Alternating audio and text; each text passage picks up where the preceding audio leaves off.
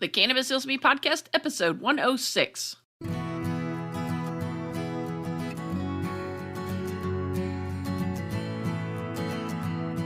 You're listening to the Cannabis Heals Me podcast, where we explore the real stories of real people who have discovered the profound healing properties of the cannabis plant in their own lives. Find more at cannabishealsme.com. Welcome back, everyone, to the Cannabis Heals Me podcast. This is your host, Rachel Kennerly, and I'm recording once again from the Storybook Inn Studios. Thank you guys so much for coming in and joining me this Monday. It's been a little weird trying to get back in the groove. It's just things are weird. Very blessed that both my job and my husband's job is still considered essential, but I've got several friends and clients who their businesses have been categorized as unessential, which makes it very difficult for them to pay the bills because the bills are still rolling in. They just don't have the income there to cover it. So be in thought for the folks out there who are not able to work as a result of this, and be in thought for those whose health is affected by the coronavirus and any other ailment that might be going around out there. And no, I have no idea if cannabis heals coronavirus. No one wants to tell their story yet about using cannabis while they had coronavirus. You will be the first one to know if I happen to get somebody who wants to do that, though. But our guest today is Bridget Dandaraw-Serritt. She's going to come on and talk to us about her use of cannabis for several different autoimmune disorders, and her story is pretty remarkable. So without further delay, let's welcome Bridget to the program. I am joined today by Bridget Dandaraw-Serritt. Bridget, welcome to the program. Hi, thank you so much. Oh, it's my pleasure. My pleasure. I got in contact with you via Facebook. Our friend, oh gosh, I'm totally blanking. That's okay. Marty introduced Marty, us. yes, Marty. I'm so sorry, Marty. I'll say my penance for forgetting your name. So Marty connected with several people. So I am grateful to her for putting me in contact with those folks. And Bridget, you're one of the ones she said I had to talk to. Oh, nice. Definitely. So I just want to kind of open the floor to you and let you tell us your story of medical cannabis. Oh, excellent. Well, I moved to Colorado in 2013, and believe it or not, we did not move for cannabis. We moved for the weather. Oh, really? Yes. We are from Atlanta, Georgia originally, and the weather there is so Too humid. hot. And so hot, yes. And I have multiple autoimmune diseases. I have rheumatoid arthritis, lupus, Sjogren's, Ehlers Danlos, which is a genetic collagen disorder, and that's just the short list. Wow. So absolutely. So when I moved out here, I was actually on a full pharmaceutical regimen for the rheumatoid arthritis, which is severe, by the way. This is end stage that we're talking about and has been for at least 15 years that I'm aware of. I do have organ involvement. Oh my goodness. From all the medications that you were on, or just as a side effect of your ailments? It's a little bit of both. And so we came out here and I was on oxycodone and Opana, and I react to most opiates. So one day I couldn't fill them, and then that became a thing. I ended up having to drive 60 miles just to get half of a prescription one time. And that was it. It was becoming too difficult to try to fill them with the war on opiates. And you could kind of see what was happening with that. So I said, you know what? They just legalized cannabis. I'm going to try it. And the rest is history. Now I'm moving around. My RA and my autoimmune diseases are actually very well controlled. And I have failed all pharmaceuticals at this point. So I am pretty much pharmaceutical free and only using cannabis. That's pretty impressive with the slew of diagnoses you just listed earlier. Mm-hmm. Yeah, using cannabis, it actually allowed me to get off 9 prescriptions organically. And so that is a cost savings, I think, of over $45,000 a year. Oh my goodness. 6,840 pills I didn't have to take. And then my last biologic failed. And so now I don't take that. Hey guys, wanted to tell you real quick about our podcast host and sponsor, Anchor.fm. If you're thinking about starting your own podcast, I highly recommend Anchor. It's free. There are creation tools that allow you to record and edit your podcast right from your phone or computer. They'll distribute your podcast for you so it can be heard on Spotify, Apple Podcasts, and many more. And you can make money from your podcast with no minimum listenership. It's everything you need to make a podcast all in one place. Download the free Anchor app or go out to anchor.fm to get started. That's anchor.fm. Now back to the show. Now the biologics, some of my other folks that have been on, they were taking biologics for, I think is it for the rheumatoid arthritis or is it just for all of it? Rheumatoid arthritis. Yeah. Definitely. Now, one of the things that having rheumatoid arthritis does, the medication that you have to, doesn't it suppress your immune system and make you more susceptible to getting sick? Oh yeah, and that's just one of many ridiculous side effects. You can actually get different autoimmune diseases. For instance, I have the beginnings of what could be Crohn's, but I think the cannabis has held it off, and that came when I used Enbrel. I never had stomach issues before that. I didn't have Sjogren's before medication. So I started out with primary rheumatoid arthritis and lupus, and now the lupus diagnosis has been taken off. It's been in remission for at least 5 years with That's no great. medication outside of the cannabis. And then the RA is now in mild activity. And I don't have to worry about the side effects. I'm not on prednisone anymore. I've lost 60 pounds. Wow. I can move, and I'm not going from doctor to doctor to doctor every couple of weeks trying to manage this or do anything. It's been really freeing. Yeah. So I guess you got involved in the medical program when you were up there, correct? Correct. Okay. And are you still a medical, I mean, you're still obviously a medical patient, but how does that work when they introduce adult use in a state like that? Do you still have to get recommendations for being a medical patient, or once they introduce adult use, you can just go get whatever you need wherever? So that's kind of a conundrum. The big misconception is that adult use opens it up for everybody, and that actually has made our medical program harder to deal with, to where we've lost about 20,000 patients just in the last 2 years since they killed a lot of the medical. We had a great caregiver and patient program, but now it's all industry. They capped the cultivation, and they're making the medical program look more like a recreational program. So I'm actually not using the medical program anymore, and we are back to having to use our neighborhood markets, if you will. What does that look like as far as cost for patients? Are costs similar now to what they were before adult use came on the market, or are they higher or lower? The cost, if you were to purchase on the adult use market in those shops, you're paying an exponential tax. But the issue is our medical shops are failing. So our costs have actually risen as centers close. And so it's become very difficult for us to service ourselves in the regulated market, as it were, just because of cost prohibition alone, not to mention that you can't find what you need.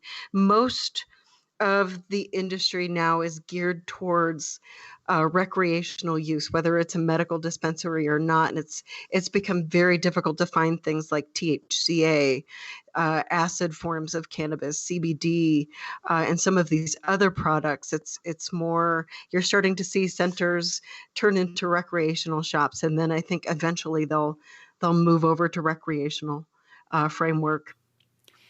And with the introduction of adult use, was there more regulation introduced as well, which has made it harder for these folks that had medical shops to continue? I think that's a lot of it. The adult use, it wasn't quite as regulated. It's still heavily regulated and over-regulated. Mm-hmm. But the costs of they learned their lesson with medical. And so the cost of doing business with recreational, the profit margin is much greater. And so the medical shops are finding it very difficult to compete with the neighborhood markets. And to compete with the fact that if you use adult use, you don't have to have any of your sales tracked. And that's a big issue here. We are a big Second Amendment state, and that's, I think, one of the biggest sticking issues. Yes. Mm-hmm. I've actually got an interview tomorrow with the lady, and we're going to talk about the right to bear arms Mm-hmm. and how that relates to cannabis use. And a lot of people won't get a medical card because then if they get a firearm, they have to check that box Yep. that says that they use it, and that puts them in, you're not supposed to do that.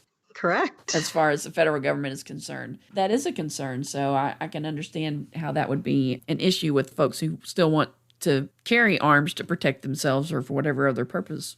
Absolutely. Okay, let me ask you this. So you moved from Atlanta, Georgia, which Mm-hmm. is the Bible Belt. Yeah. So what was your attitude towards cannabis before you moved to Colorado and saw the handwriting on the wall for opiates?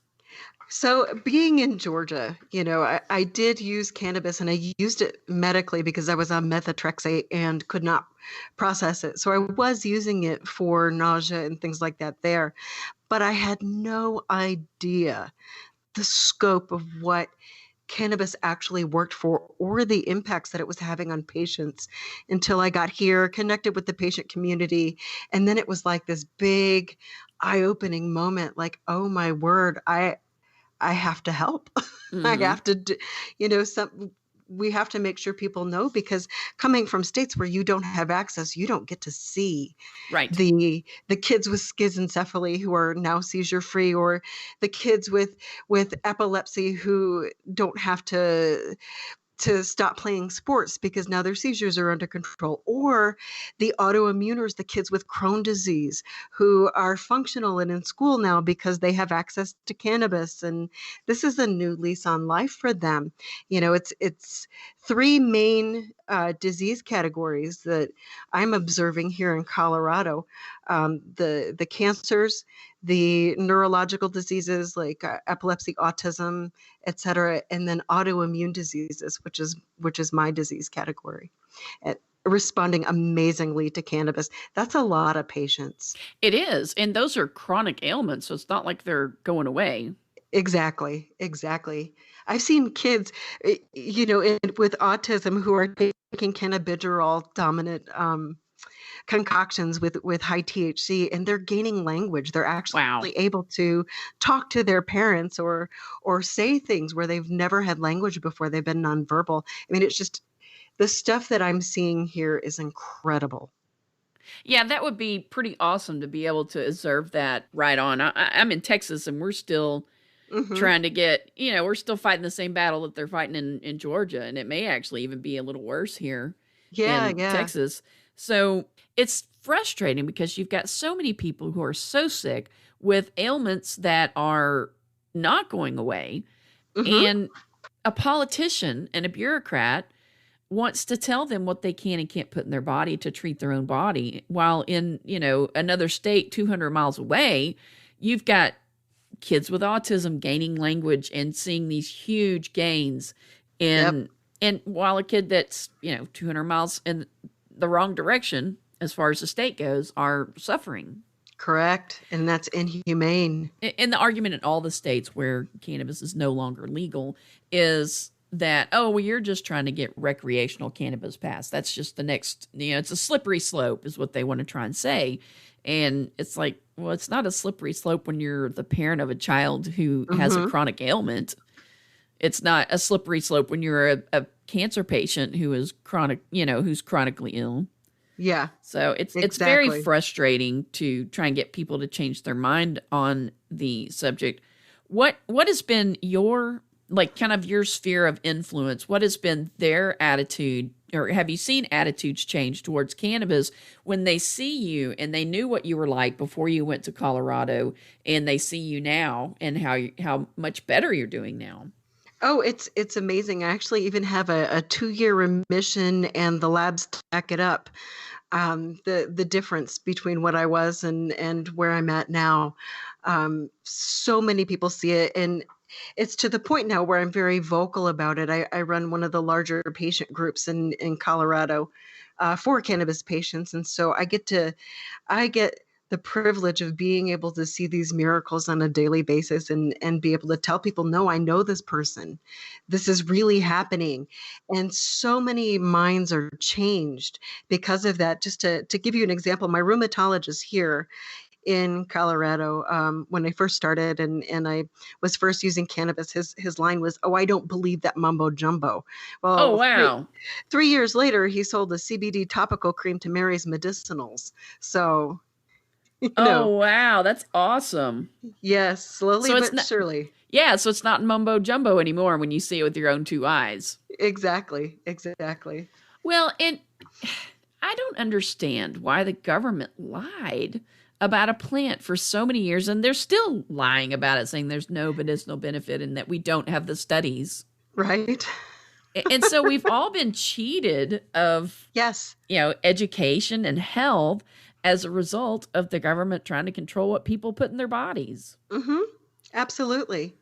I Yeah. mean, it is nice to see physicians coming around to it, but it's like, gosh, where would we be if we hadn't had prohibition for 80 years? Can you imagine? They knew about the anti-tumoral benefits in the 70s. Wow. The 70s. How many people And that's could when have they had that doubled option? down on the drug wars back in the 70s. Oh yeah, yeah, absolutely. And then when the AIDS crisis hit, and they realized that they had this investigational drug program, and everybody was going to sign up for it, so they just nixed it. Mm-hmm. And drugs are bad. Cannabis is bad. Yeah, but then there's actually a program that exists where the U.S. government actually mails people medical Mhm. cannabis, right? Yep, that's the one they shut down right as the AIDS epidemic was coming around because they realized that people were going to start signing up for it, and they would be on the hook to mail everybody all of this cannabis. But the one of the main drugs, Marinol, right? That's a Mhm. cannabis-based product. Yep, that's a synthetic THC. Yeah. Why don't they just let them use the real thing? Of course, I You guess Big know, Pharma couldn't get their cut of piece of the puzzle or piece of the pie if we did that. correct. And they, for some reason, they like to pretend that we're too dumb to handle this, but we're not. It grows in our yard for pennies. There's no reason we Mm-hmm. should have to pay for synthetic. There's no reason we should have to really even pay over inflated prices Right. for it. So yeah, Exactly. And now you mentioned when the adult use program came online, they actually restricted the amount of home grow you could do, right? correct. How many plants were you able to grow before adult use was legalized?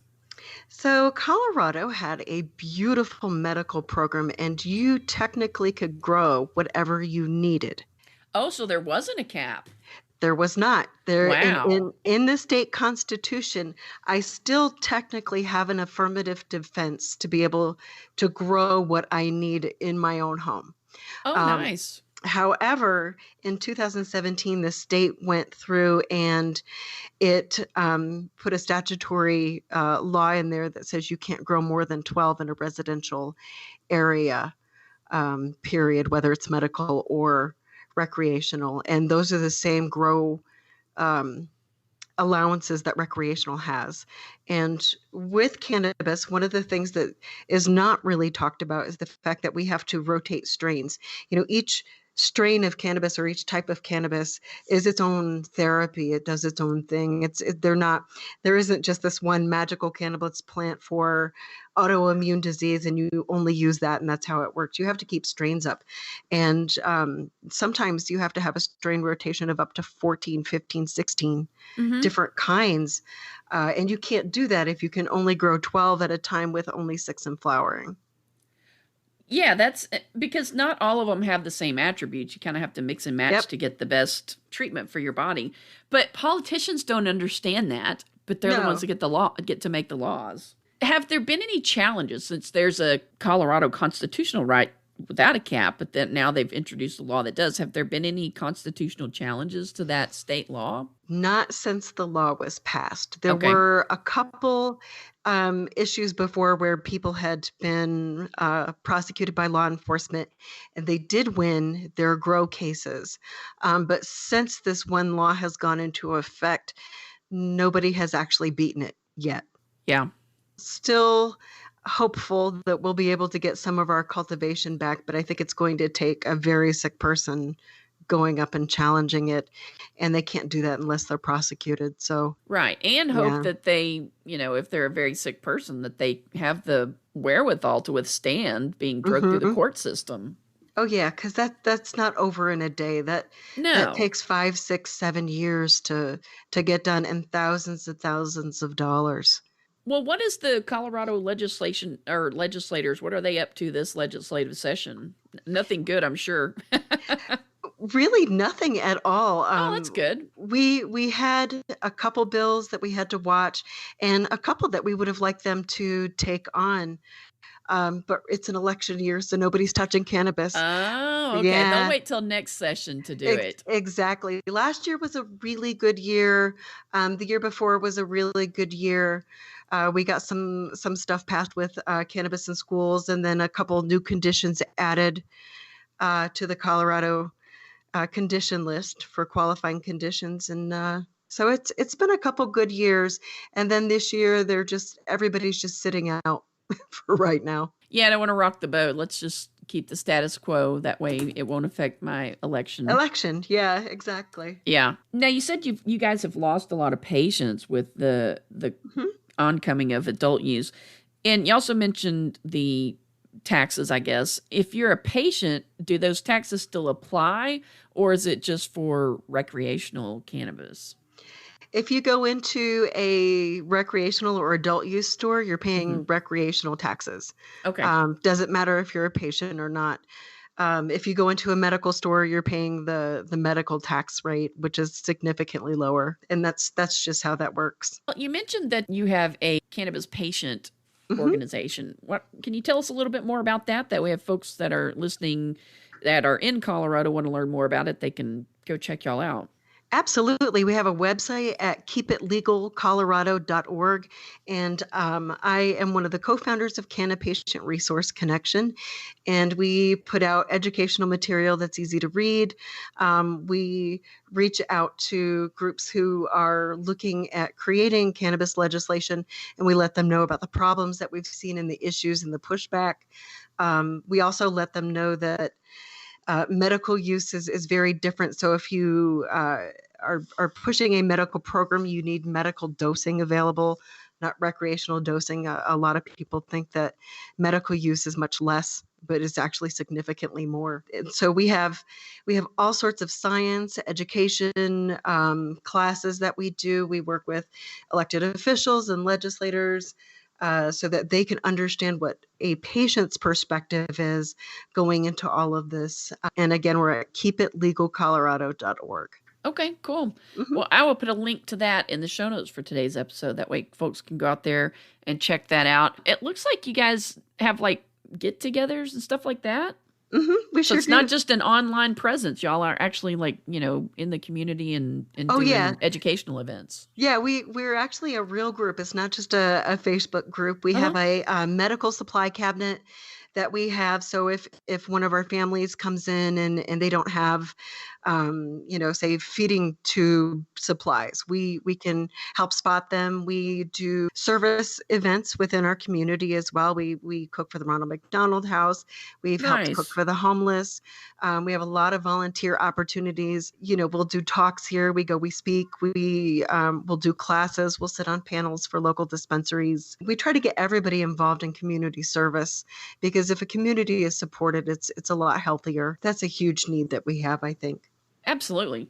Now, I noticed on the website that there's actually an interview with you with the local news station, and it's talking about CPS. And so I wanted to touch on that with you, because that's always an area of concern for patients who are using cannabis products with their kids, or if they're using for themselves medically.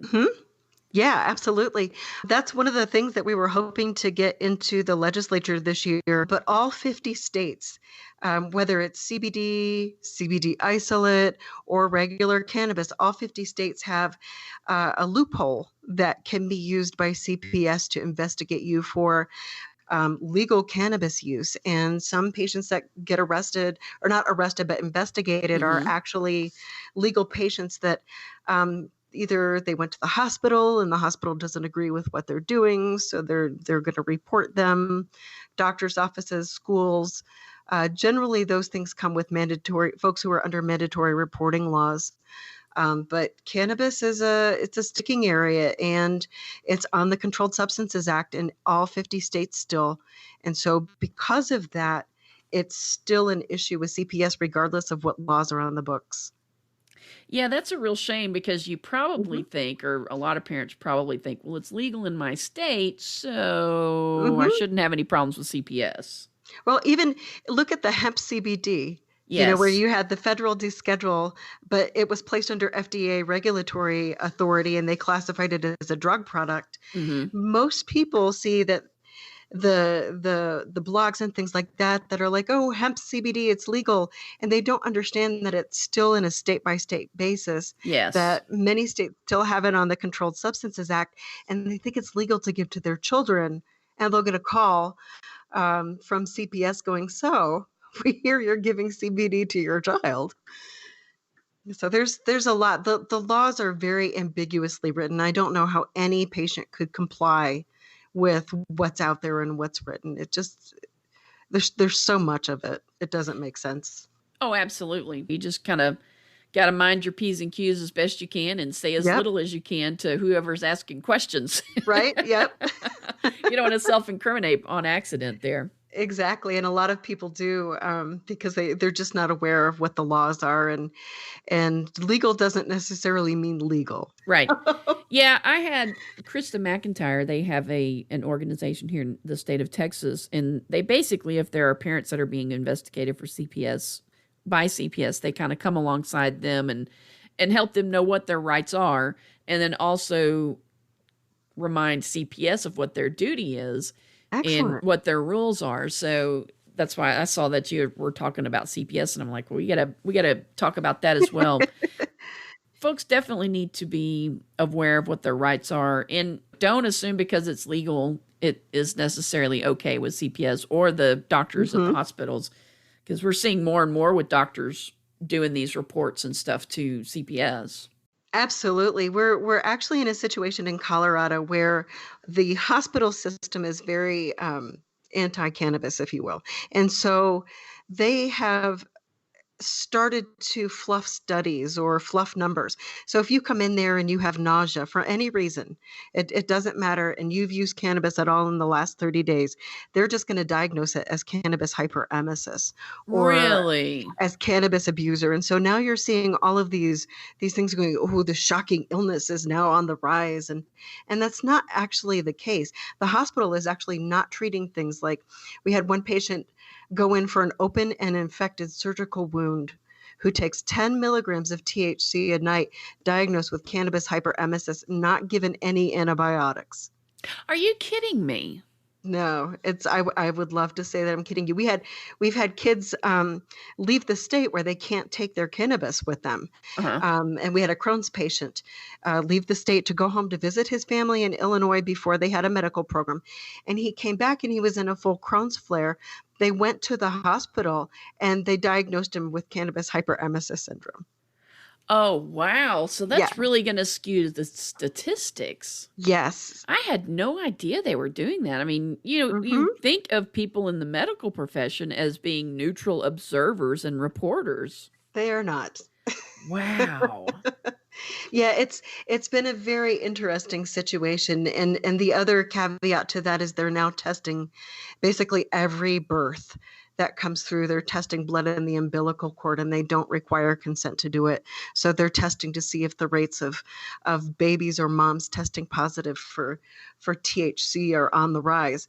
But hemp CBD is legal for adult use, as is cannabis. So it's still a very sticky and iffy kind of thing, and people don't realize that they're testing without consent, so they don't have to tell you.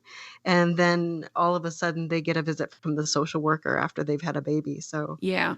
And I think that's kind of a nationwide thing, because I think they do the same thing here in Texas where they'll test and not, like you said, there's no consent. I mean, I think what they're going to do by doing this sort of thing is they're going to drive people to not go to the hospital or go to the doctor when they're really sick. Absolutely, absolutely, and then you also have to look at it. If a woman's doctor has said, "Go ahead and use CBD," or "Go ahead and use this in lieu of something like Zofran that Yeah. is known to cause birth effects," you have to weigh the risks and the benefits for that. Because if a chronically ill pregnant mother has a choice between, say, prednisone, Enbrel, or CBD, Mhm. I know most of them are going to choose CBD based on the safety profile. Absolutely. I want to go back to your story for just a sec, and Sure. I want you to kind of walk folks through what a day was like for you on your pharmaceutical medications versus now when you're pretty much all your medicine is plant-based, it sounds like. Correct. Okay, so just to give you a snapshot in my life, I would sleep maybe every 3 days for a couple hours. So after lying in bed all night because I couldn't sleep, and that's with Ambien. Wow. Yeah, that's while taking Ambien, and Ambien, sometimes you don't know what you're doing. So who knows? I could have gotten up and made some cookies that night and had no idea. Um, She went you know, shopping on Amazon. right? It's a very scary thing when your kids come up and say, "Oh, thank you for those cookies you made last night," and you're like, "What?" What? So then I would wake up, or kind of get myself up. I would take, my handful of medication, and I would go to work. And I was on, let's see, prednisone, lisinopril, Corig, Areva, which is a very strong DMARD, oxycodone, Opana, Zofran, gabapentin, and Ambien. So those were the medications I was on. So you get up in the morning, you're loopy from the Ambien, and then you're popping Opana, oxycodone, your Areva, and your blood pressure medications to just so that you can get going. You go into work and hope that you're not reacting to that combination of medication. There was one time I went to work and I worked in severe, profound special ed, and I had such a bad reaction. I was falling asleep and nodding off while I was there. It Oh, that was is not good. not good at all. So, It's not good in a classroom full of, yes, regular kids. yeah, yeah, or any children. Exactly. It's a very Exactly. scary thing. And so I'd have to go home that day if I had a reaction to it. Plus being on gabapentin with all of that, you're not right in the head. They talk about people being scared about the high from THC, but I guarantee you, if you were to take the combination of medication that I was, you would be so off your gourd, you wouldn't know what to do with yourself. Um, Well, I was kind of surprised when you mentioned that you were driving. I'm like, after taking all that? Yep. Yeah, absolutely, So it's it was just a normal day. So you go to work, if you didn't react, you'd work through the day, you'd come home, you'd take more of all of that so that you could have the energy to cook dinner, you'd still be exhausted, and you would just, lay down in bed yet not be able to sleep. So you take, Ambien and your gabapentin and hope that you got some sleep. And rarely did that happen, and you just lather, rinse, and repeat. It was horrible, and it didn't take away my pain. My labs were still all over the place. My disease was incredibly active to the point where I was losing joints and knuckles and bones. Rheumatoid arthritis dissolves bone Oh, and wow. tissue, and so I'm missing a whole bunch of my bones, and I would have to have joint replacements and surgeries and all of these other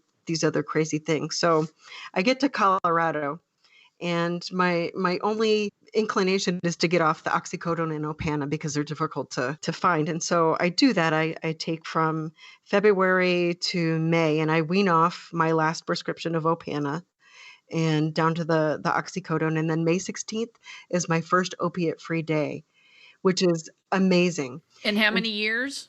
at least five. Wow. At least five.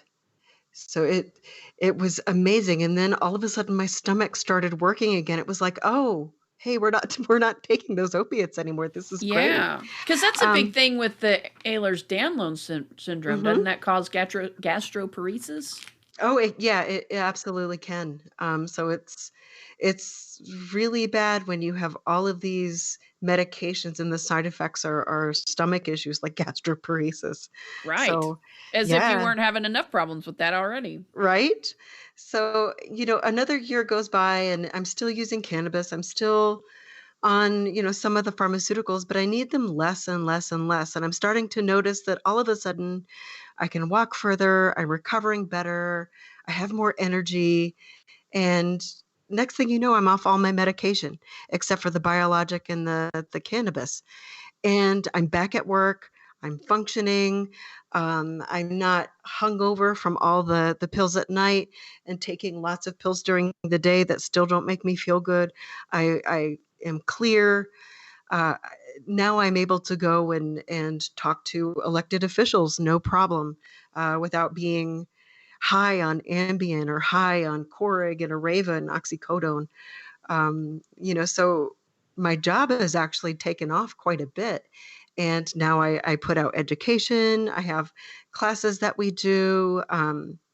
We help consult with folks who are looking at medical legalization so that they know what to expect from a patient's point of view. And it's been amazing, the stuff that I'm able to do. I'm no longer a burden to society, and I'm actually functional, and I'm living life, which is just it's such an amazing thing.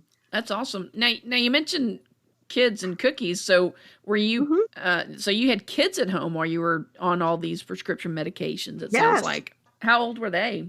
At the time, they were, I mean, I've always been on these medications. I had juvenile rheumatoid and all of that. So my kids have never Okay. known me in a place where I've never not been on these medications. So the weird thing is, here I am on all these medications, not even batting an eye at it. But then when I go to use cannabis, I'm like, oh, I have teenage kids. Are they going to think I'm doing drugs? You know, Well, I but mean, that's certainly what was drummed into our head in school. yeah, you always have this thing in the back of your head, like, am I doing something really wrong? Uh-huh. Is this bad? And then the kids actually see you get better, and they learn the truth, and we get over that one real quick. Now, I've seen articles, because that's another argument against legalizing medical cannabis is that use among juveniles will increase. But I think I've seen some articles, and I don't know if you've seen these as well, where cannabis use among younger kids, teenagers, I guess, has actually decreased in states where it's legalized. Yes. Yep, they've either held or they've decreased. There has not been an increase in youth use. Not at all. Yeah. I guess it's not cool when your mom's doing it. Yeah, exactly. It's like, oh crap, my parents are doing this. I guess I'm just gonna go slam energy drinks or something. I'll do So something else because that's just, that's like the Facebook of drugs, I guess. yeah, exactly. It's So not it's cool it's anymore. well, it's been really good, and plus we're not.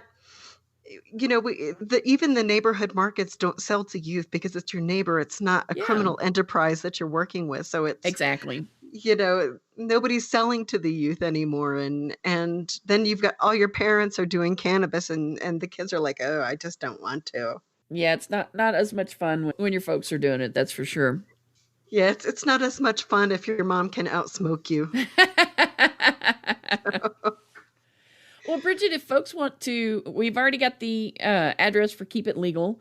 And if folks want to follow you, are you on any social media? Or, I know you're on Facebook, but I don't know if you are out there on, Twitter or Instagram or any of those things. I have a Twitter and I have a LinkedIn, but I always forget that I have them. Um, I'm not the most social media inclined person that there is. I do have autism as well, so I tend to hyper focus on just Facebook, and that's going to be the best place to get in touch with me or follow me. And then there is the website. We have that, and we have a way for you to send us an email if you need to as well. Okay. Hmm. Perfect. Very good. Well, you guys go check out keepitlegalcolorado.org and give Bridget a follow on Facebook, but not on LinkedIn and Twitter because you won't find her there very often. Truth. Well, thanks a bunch for your time. I appreciate you coming on and sharing your story. And I just think it's funny because most of the time when you think of a patient being in Colorado, you're like, well, they moved there for the medicine. So Yeah, but no, I moved for the weather.